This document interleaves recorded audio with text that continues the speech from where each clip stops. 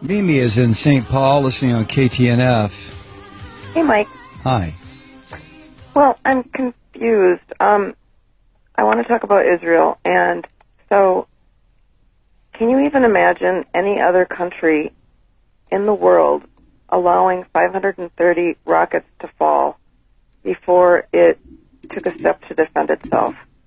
And then hearing the last segment, you guys were talking about not wanting to help fund the Iron Dome. The Iron Dome isn't just to protect Israelis. It's also so that they don't have to fire back and cause casualties in these areas of the Gaza Strip where the population is so densely populated.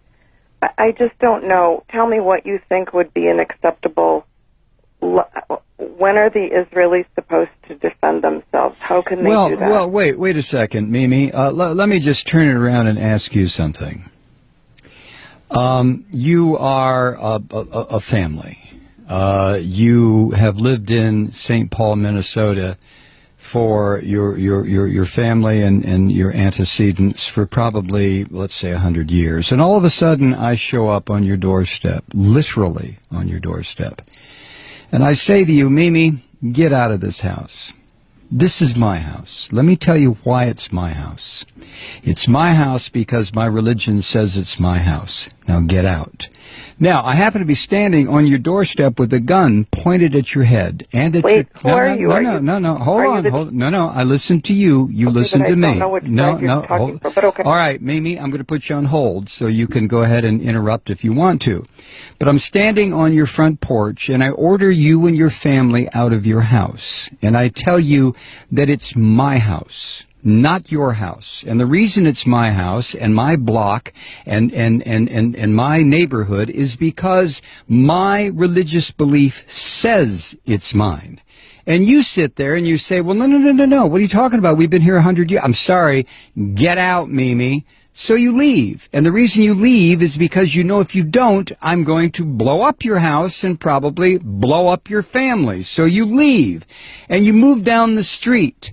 And for the next 60 years, you sit there and you get very, very angry because I came into your house and told you to get out. So what you do, Mimi, you decide, well, I know what I'll do. I'm going to start throwing rocks at what used to be my house, and it'll break the windows. That'll make that damn Malloy move. So you start throwing rocks. And then I come outside and I say, Mimi, were you throwing rocks? And you look at me rather sheepishly, and that's when I level an RPG at you and your family and your house, and I pull the trigger, and all of a sudden, whoosh, you're all gone. Now, which is the terrorist? You tell me. But tell me on another phone call, Mimi, because I'm not going to get involved in a big discussion about this. Thank you. Wow. When does Israel have a right to defend itself? Well, when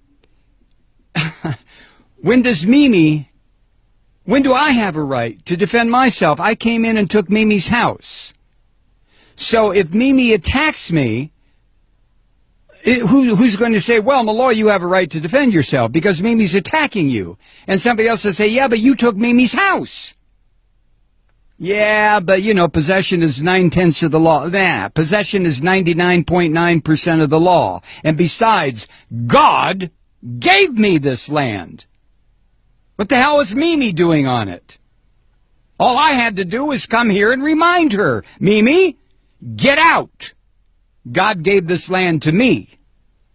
Now, if Mimi doesn't like that, she can go live in the little ghettoized area that I've set up for her near the Mississippi River in St. Paul, where there's bad electricity, bad water, the fish are no good to eat, and Mimi can stay there until hell freezes over. Or Mimi can throw rocks at my house. Used to be her house. In which case, I will level a couple of grenades at her.